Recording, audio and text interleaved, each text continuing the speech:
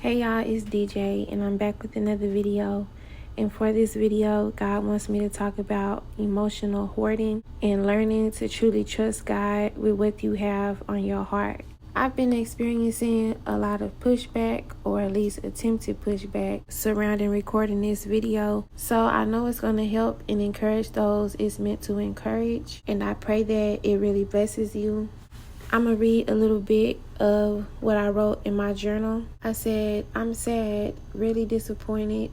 I don't want to be. I want to be a soldier. I want to stuff it down, but I'm already full. Or am I empty and refusing to hold space? I refuse to hold space. I'm going to let it pass me over, not consume me.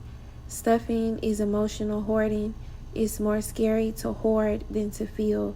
Feel and let peace replace the pain/hurt. And at the time that I'm writing this was the beginning of God truly teaching me how to just let go of what's on your heart. On one end, my heart felt really full, really heavy, but on the other end, I was slowly beginning to learn how to empty myself and not allow emotional baggage, emotional upset to take space. I was really trying to figure out what to do with my emotions and in what way handling my emotions would keep me still in good standing with God.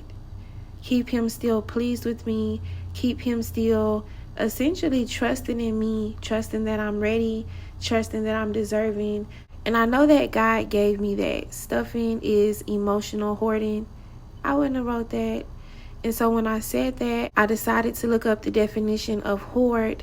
And the verb hoard means to gather and hide or store away, stock or store objects, typically one that is secret or carefully guarded. And the word hoarding is a psychology terminology, which means the compulsion to accumulate a variety of items that are considered useless or worthless, accompanied by an inability to discard the items without great distress.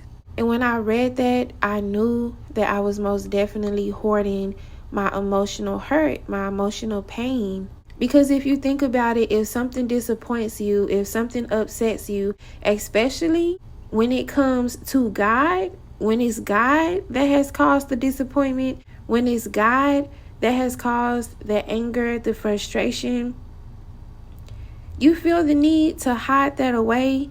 You feel the need to push it down. You feel the need to stuff it down. Subconsciously, you don't realize that you're trying to keep how you really feel a secret. You call yourself storing it away, hiding it from yourself, and in turn, attempting to hide it from God. And you hold on to these things with the inability to discard these things out of fear.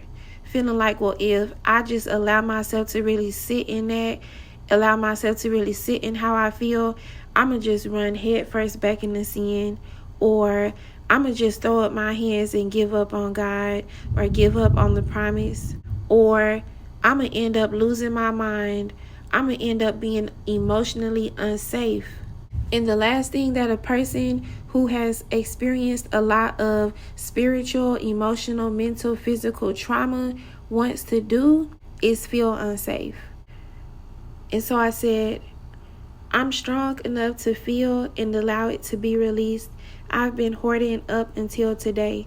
So then I felt the need to write the top 5 things that I've been hoarding in my heart. And I feel the need to share these things with y'all. And I feel like for a lot of y'all would have some of the same things tucked inside of your own heart. I wrote disappointment in God, guilt, let down, feeling like any moment I'll be let down, feeling like at the drop of a dime, I'm going to be let down, constantly feeling like I have to tiptoe and walk around and be on edge out of fear of being let down. Fear of being unsafe and unworthiness.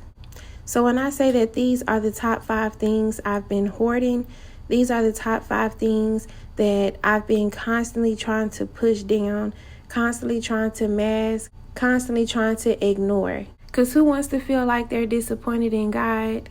Who wants to feel guilt? Who wants to confront why they feel guilty? Who wants to confront their guilt? Who wants to confront and acknowledge that they feel let down, that they truly feel unsafe? My heart does not feel safe. My spirit does not feel safe. That little girl, that little boy in me that's connected to my essence does not feel safe. Who wants to truly sit in that? That can be a hard pill to swallow. And when it comes to stuffing down your emotions, I am the queen, okay? If don't nobody else know how to hide how they feel, I most definitely do. You can break my heart. You can say something that's extremely hurtful to my feelings, crush my little feelings, and you would never know. You would have thought that that did not bother me. You would have thought that that didn't faze me. And the whole time, I am crushed because that's what my past trauma taught me to do. Who wants to walk around sad and upset, angry, enraged when they can pretend that they're not? Who wants to walk around in broken pieces when you could just exert all your energy into masking how you really feel, masking what's really in your heart? I'm so used to trying to be tough and thinking that I gotta be a G, thinking that I gotta eat everything that's on my plate without shedding a tear, without batting an eye, without allowing anything to show up saying that that pain, that hurt, that infliction affected me. But if something is really affecting you, if something is really hurting you, it doesn't matter how great you are at pretending like that hurt and that pain does not exist. You know, your heart knows, and your spirit knows. So then I wrote, I thought holding it together served me. It doesn't. I know how many of y'all have mastered holding it together. You've mastered holding it together to the point that you really think, even though you know you're falling apart, somehow you really believe that you have it all together. Because you're holding it all together, you somehow think that everything is okay. You somehow fool yourself into truly believing that everything is okay. Well, it's not all going how I want it to go. You know, things aren't happening exactly how I want them to happen yet, but it's all coming together. It's going to all work out. I'm going to just keep maintaining. I'm going to just keep pushing forward. And that's cool. That's a good mentality to have, but it becomes toxic. It becomes emotional hoarding when those very things that you are holding together have somehow disappeared in the chaos in your mind. It disappeared in the midst of all that stress, anxiety, uncertainty. It's hiding behind those unpaid bills, unpaid loans. All of that emotional garbage is just sitting on your spirit, but all you can see is these unpaid bills. All you can see is this brick wall. All you can see is this situation that you can't seem to get around. Instead of giving energy to how you feel, giving energy to what's truly in your heart, you ignore that, push that down, throw dirt on top of that, and give your energy to trying to fix the situation, fix the problem. But if you're not fixing, if you're not releasing what it is that you're holding together, then that same issue is always going to be plaguing you. That same upset is always going to be plaguing you. I went on to say, by pushing down how I feel, I store it/hide it away for later. But I never unpack it out of fear. Subconsciously, I fear I might break, but here lately I've been forced to let go. God's been forcing open my hand and heart. And each time I recover just fine, although I am making it more traumatic than it has to be. Hoarding is not protection. Hoarding is a slow burn. Because you do that out of feeling the need to protect yourself.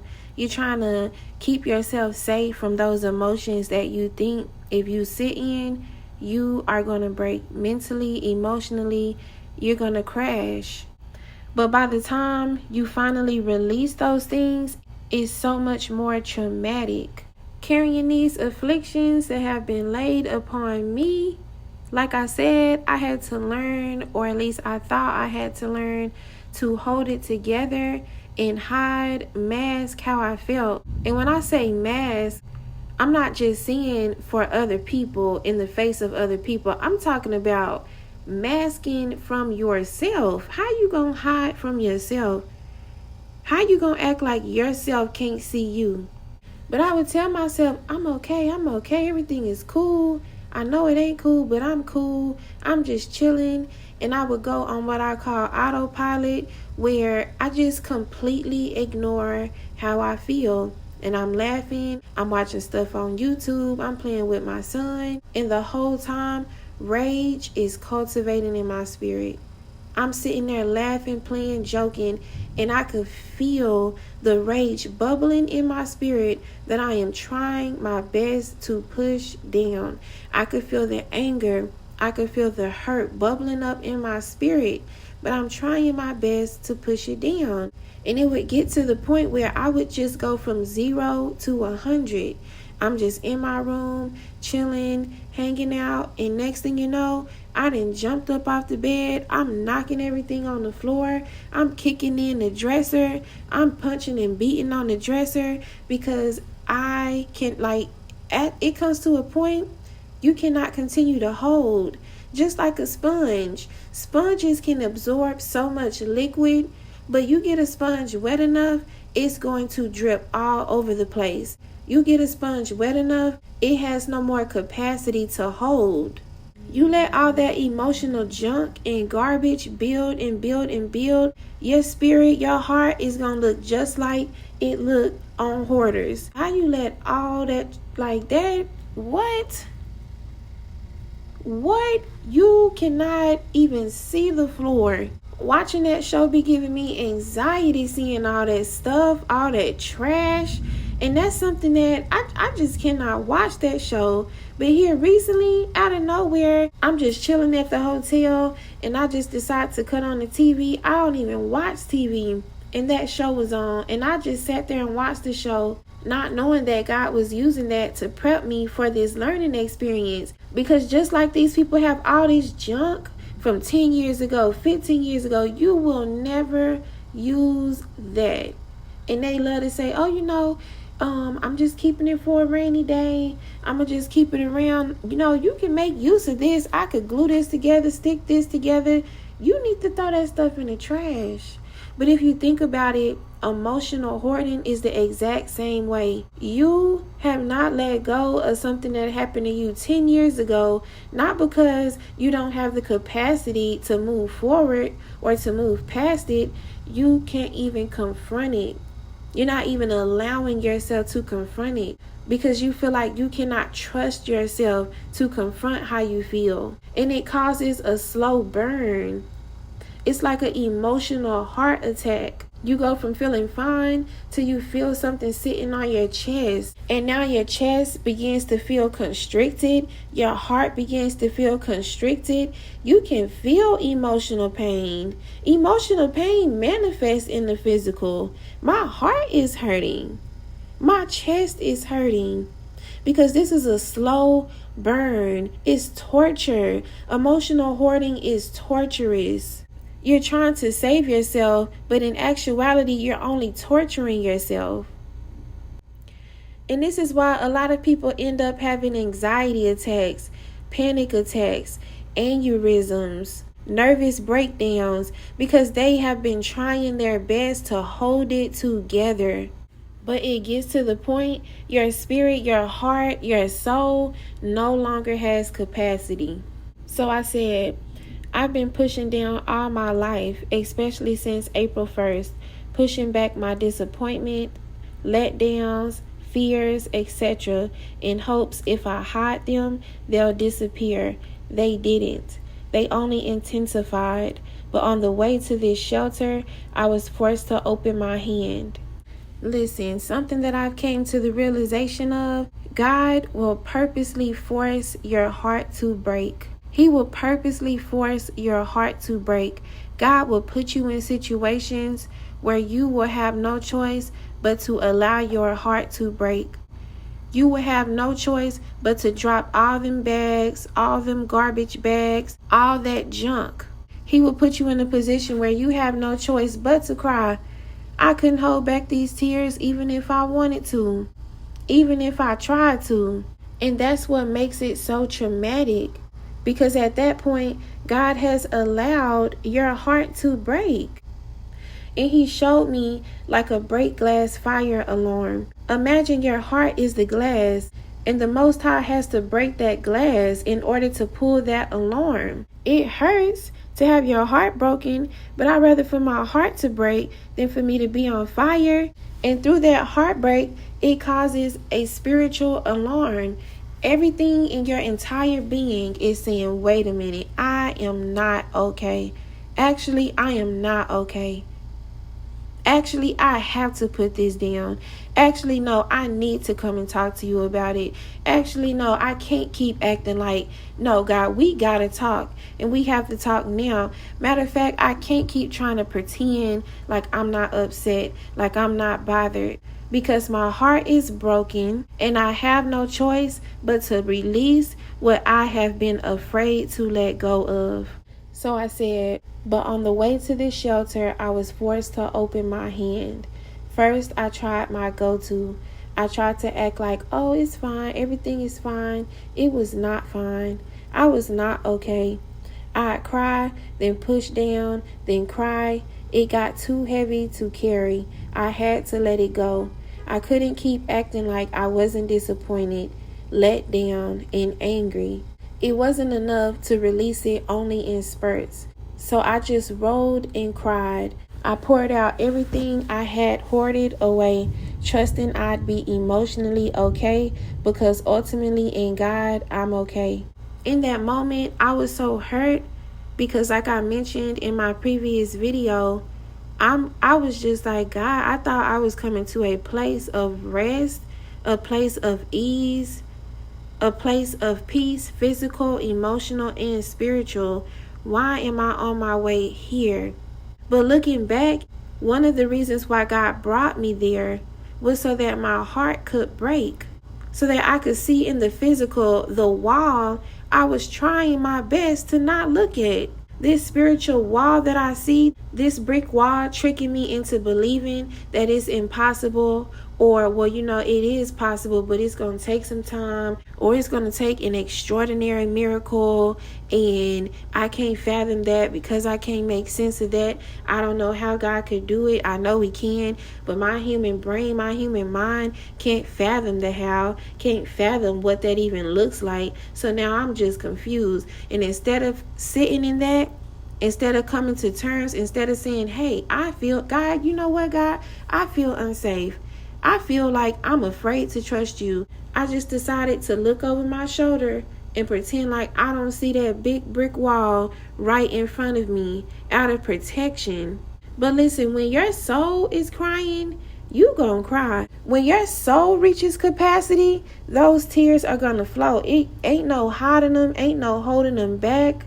You are going to cry. I remember a couple months back, I was laid on my bed, and again, I'm on autopilot. I'm laid up in the bed. I know I'm mad. I know I'm upset, and I do not want to talk to God about it.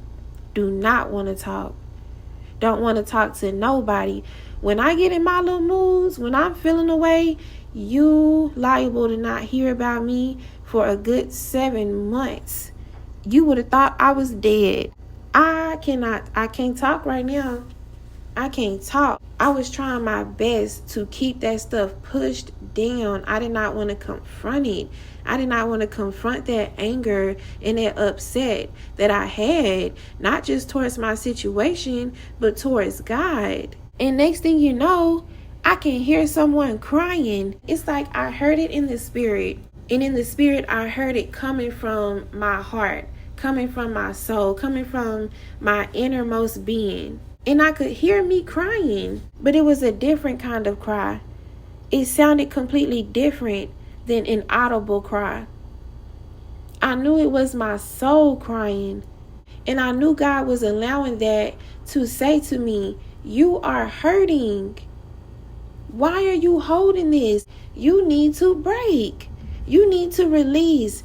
Just like this fire alarm, you need to break. You need to break so that I can reach in and release you. So that I can reach in and sound the alarm. So that I can reach in and come and rescue you. And I just began to cry because, like I said, when your soul is crying, you are going to cry.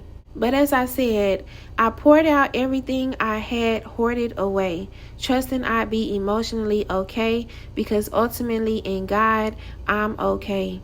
I needed to learn to trust God in that way. I would say me, but it's deeper than that. We think that we are hiding from ourselves. We think that we cannot trust ourselves. We need to learn to trust ourselves in order to release. We need to be able to trust ourselves to be able to hold that burden if we allow that pain to be released, to manifest, to come to the surface. But in actuality, it's not us that we need to trust. It's God. We need to learn to trust God in that way. And as I said, that's choosing to trust God with my whole heart. To say I'm upset, I'm afraid, I'm uncomfortable, and not feel the need to hide it. Instead, feeling it and releasing it is true trust. I've been trying to protect myself from my emotions as well as protect God. And God don't need protection from how I really feel. And when I came to that realization, that had me in a chokehold. I said, whoa. So I've been trying to, no, God, I'm good. I'm fine. Oh, no, I do trust you. I do have faith. Saying, God, help me with my faith. God, help me with my belief. Versus saying, you know what, God, honestly, because of how my life has been right now, I don't trust you. I want to, but I don't trust you. You know what, God? I'm trying to be respectful of your timing, but it's really starting to make me mad. I'm really uncomfortable. I'm really hurting. You know what, God? I feel grieved at the thought of you. I feel grieved at the thought of serving you. It's beginning to feel like a punishment to serve you, Lord. You know what? At this point, I wish I could turn back, but it's such a trapped, stuck feeling, knowing that I have nowhere to turn. Knowing that if I do leave you, I'm destined for hell, and I ain't got nowhere else to go. God, I'm starting to feel like your slave, chain and ball. I'm not feeling loved. I don't feel your love, God. But instead we're saying, Lord, can you show me how to trust you? Lord, can you show me how to just be okay with your timing? We think we're going to hurt God's feelings or something. We think that, well, if we be too honest with God, He going to turn His back on us. He going to decide, well, you know what? I'm done with you, as man would. And listen, if you've never felt like that, that's great. God bless you. I'm so glad to hear that. But I know I'm not the only one. And somebody got to say it. Following God, submitting to His way, submitting to His will, sometimes feels grieving. Feels like slavery. Feels like a curse.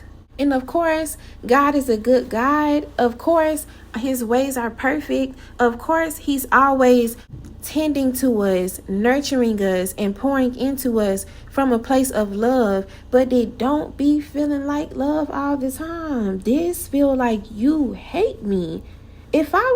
I'm starting to think that actually you hate me. I'm starting to think that you are sitting high, looking low, and toying with me, toying with my heart, toying with my emotions, and manipulating things in my life in a way to purposely hurt me. Because guess what? We are human. How is a human going to be experiencing something that's causing them to feel trauma, causing them to feel upset, causing them to feel emotional pain, and be able to recognize to the full extent what God is doing in the spirit when we are not God? Not only are we human and part spirit, but even when we are fully spirit, we will never be God. We don't even have the capacity to fully understand God. So in that case, why would God? Because it's not like, because we call ourselves protecting God from how we feel, that's somehow truly hiding from Him our innermost thoughts, what's truly on our heart. God knows it. God sees it. He knew you were going to feel that before you even knew how to spell disappointment, before you even knew what depression was. I go on to say, I was pissed at God in that lobby bathroom, contemplating going back or going to a shelter. I tried my best to not fully be angry, as if I'm going to make God change his heart about me. And by doing that, I hoarded my pain/heartbreak, but it was too heavy to bear. I'm talking about I'm angry. The anger is boiling up. You know when you're so angry, you start shaking, you trembling, you trying to stay calm. You can't, you breathing heavy. You can't even relax if you wanted to. Upset, mad. I was angry at God. But like I said, who wants to really admit that they're angry at God? Because you feel like, well, who am I to even be angry at God? How dare I be angry at God? But are you not human? So you mean to tell me that you're going to get in a place with God where there's never going to be a day in your life where you get angry, where you experience upset, and you're human? God ain't even human and he get upset. God ain't even human and he get angry. And honestly, the reason why I did not want to acknowledge truly that I was angry is because I thought by doing that, I was saying to God that I didn't truly have faith in him, or I wasn't truly submitted to his purpose and his way. I thought that God was going to receive that as, well, she doesn't believe anymore. She's not standing on the promise anymore. I thought that me being angry could possibly cause me to fumble the blessing.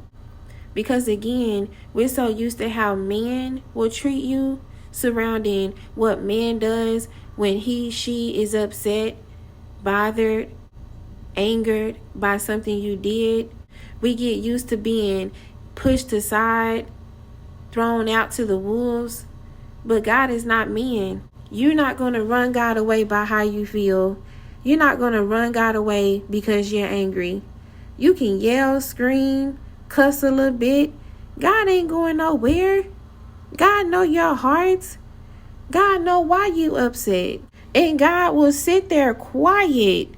He not going to rebuttal. He not going to go back and forth with you. He not going to turn up. He will sit back and let you rant, rave, go off. And he will sit back and just listen. And after you get done, after you settle down, sometimes God will say to me, are you ready to talk? Do you want to talk now? Let me know when you're ready to talk. And I'm like, God, I'm sorry. I love you. I do. But I don't want to talk to you right now. God, I want to be respectful and we are going to talk. But right now, I can't do it, God. I want to. Do you hear me? Know this. I want to, but I just can't. Again, fearing that you are going to hurt God's feelings, fearing that you have to protect God from how you feel, from what's in your heart, as if God cannot hold that. But then I say, carrying all these bags, boxes, totes, and a hoarded heart is way too heavy. That's not my job or burden to carry. It's the Lord's. We sitting up here refuse to release what's in our heart, what's in our thoughts, out of fear that it will be too heavy for the Lord to carry. And in turn, attempting to carry it ourselves when that was never our job or never our burden.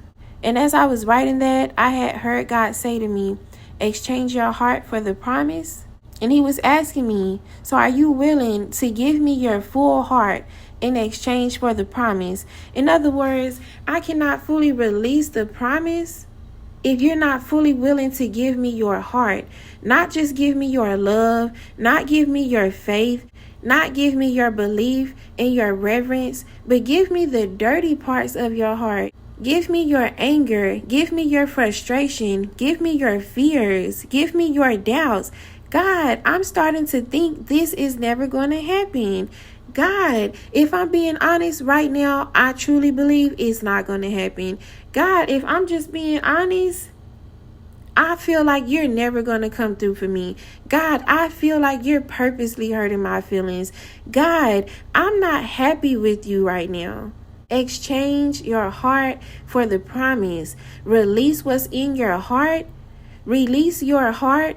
Give that burden to God so you can have free hands to hold the promise. How are you going to hold these gifts and these blessings and these spiritual babies when your hands are full of junk, full of garbage? Just imagine seeing somebody walking around with garbage, bags of trash, not bags of old clothes that what's another man's trash is another man's treasure. No, trash, garbage, walking around with that. You holding bags of garbage and saying, God, where is my promise? Where is my blessing? Well, you need to put that garbage down first. And sometimes you got to do it more than once. Sometimes it's not a quick fix. It's not, well, God, I empty my heart and release everything to you and now I'm fine, because we are human. I wrote this in my journal. I will allow myself to feel disappointed and allow it to pass me quickly. Yes, I will allow myself to feel disappointed. I will allow myself to feel guilty and allow it to pass me quickly. I will allow myself to be let down and allow it to pass me quickly. I will allow myself to feel afraid and allow it to pass me quickly. I will allow myself to feel unworthy and allow it to quickly pass me. You have to allow yourself to feel disappointed. You have to allow yourself to feel angry, even if it's angry at God. You have to allow yourself to feel afraid, because you trying to fix your fear is picking up a burden that is not yours. You trying to change the fact that you're disappointed is attempting to carry a burden that is not yours, that does not belong to you. You need to put that down and allow the Lord to pick that up. If the enemy could get you to think that you got to go in and do some type of spiritual, emotional surgery, I feel let down, but I'm finna try to fix myself so that I'm not let down, so that I'm not disappointed. If you truly think about it, how do you have the potential to do that? How can you truly turn your disappointment into peace without the Most High? How can you truly do that? You're going to end up running to a vice. We have to allow ourselves to feel these negative emotions because we are human. For the rest of our lives, we are going to reach disappointment. For the rest of our lives, we are going to be confronted with guilt. For the rest of our lives, we are going to continuously be let down. For the rest of our lives, we are going to find ourselves feeling afraid. For the rest of our lives, we are going to find ourselves feeling unworthy. But the thing that God is needing us to do is to release it. Is to bring it to him, is to lay that burden at his feet. Come and tell him, look, God, this is how I feel. This is what I'm needing. And it don't matter how raw, how ratchet it is. It don't matter. Now listen, that's true love.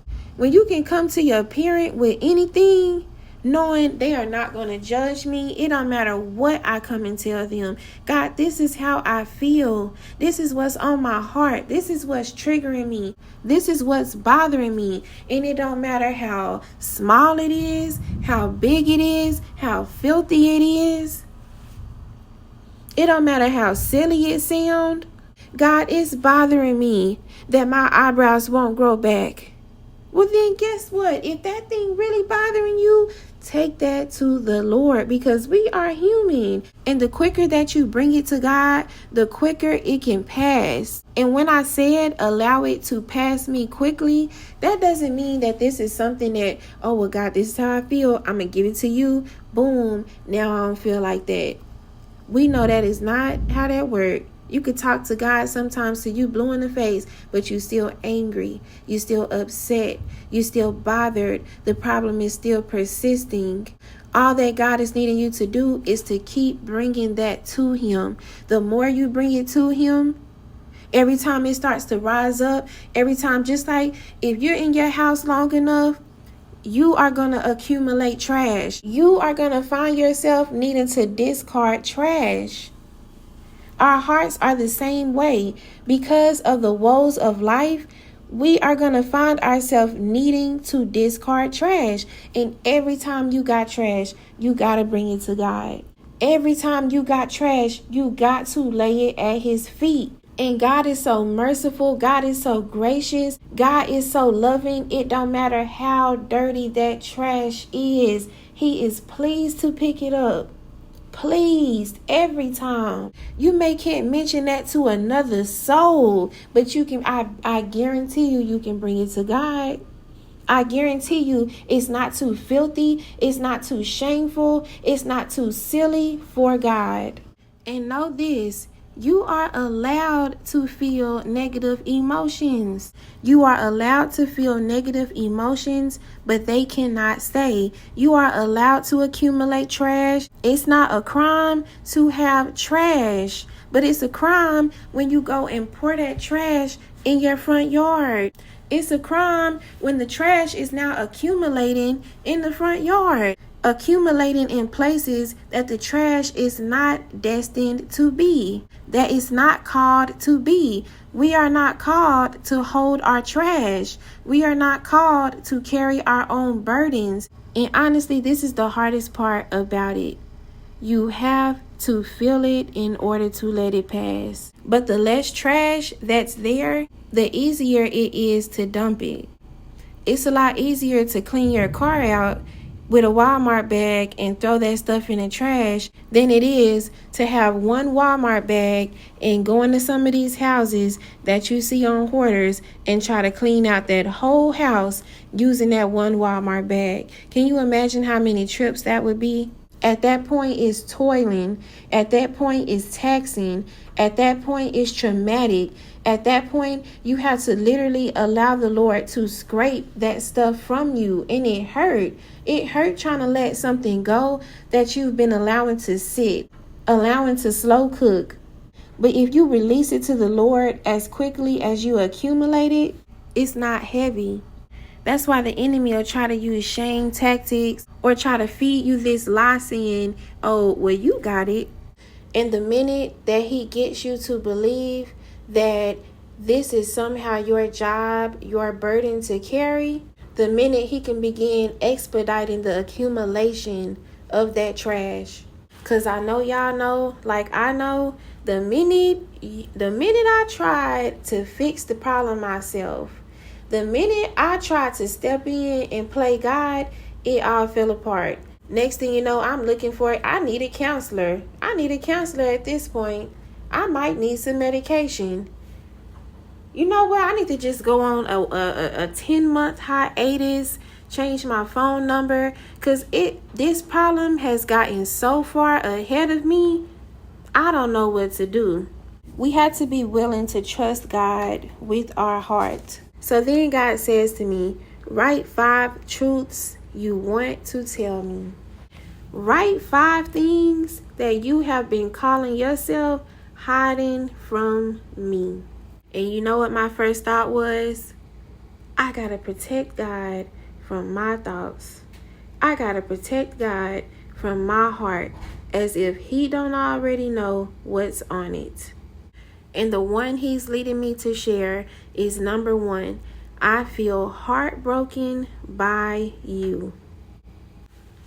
If you ain't ever felt like that, praise God. If you don't know what that look like, what that feel like, praise God. But as for me, I feel heartbroken by you. I'm confused that a God who I know loves me will allow me to be hurt, will allow me to be traumatized in the ways that I have been traumatized, and for the length of time that he has allowed it to occur. I'm having a hard time understanding how is that so. And if I'm being honest, I'm heartbroken. If I'm being honest, my heart is grieved. If I'm being honest, I feel confused. If I'm being honest, I feel played. Because if it was men, they would have been cut off. They might even be dead. If I'm being honest with you, I feel like a sucker for your love, that I have put up with what I have put up with, without fully understanding, without seeing the full picture, without seeing any recompense, without even knowing what my wages will be. You know, like when somebody cheat on you and you devastated. Listen, when I seen that text, when I seen that message, I could not breathe. Took my breath away. Heart beating fast, palms sweaty, because I am lost for words. I feel played. But then you hear all the I love yous, or maybe you broke up with them a few months, a few years, but you can't stop thinking about them. You love them. You in love with them. And then next thing you know, y'all back together. And y'all are having some great times together. Y'all laughing. The sparks are back. Butterflies. But in the back of your mind, you like, you dirty dog. They get to smiling too hard. And it's like, no. What am I doing? How many of you have felt that way towards God? Having a good old kiki, having a good old praise break, receiving a good old word from the Lord that fed your soul. But then the minute you take a step back, by the time you go to sleep, wake up in the morning, you feel bitter. Because God, we had some good times, but you still haven't changed my situation. But you still are watching me drown and not doing nothing about it. That was a good word. It fed my soul for that time being. But now I'm still in it. It still hurt. And now I feel bitter. And now I feel played. Who want to come to God and say, God, I feel like you played me. God, if I'm being honest, I am angry at you. I am grieved by you. I am frustrated with you. I am annoyed by you. I don't even want to pray. I don't even want to read the Bible. Just the thought of knowing that I love you the way that I do makes me sick. Because you have broken my heart. But little did you know, if you brought that to God, if you were willing to lay that at his feet, if you were willing to be honest with him and tell him what is on your heart, tell him how you really feel, he will be able to break that off of you, release that from you, and replace it with his soothing oil, his soothing balm, his soothing lotion. The words of the Lord is comforting. The ways of the Lord is comforting. If you would just allow your heart to break, if you would just allow your mouth to speak what your heart tries to hide, God can then reveal to you how it's all working out for your good. God could then reveal to you how he's maneuvering in your situation, what it is that he's doing. And if it's enough for today, and if I could see the clear picture today, if I could get the full vision today, if what you've spoken to me can cause me to see my situation as a victory instead of a curse, then I will allow that to be my portion for today. But if tomorrow my heart begins to hurt again, I'm running back towards you. Trust God with your heart. Trust God with your emotions. And I just keep hearing him saying, trash man, trash man. God is delighted to pick up your trash. Imagine that. An ever-present God, an all-knowing God, an omnipotent God is delighted to be your trash man. And the dirtier the trash, the better.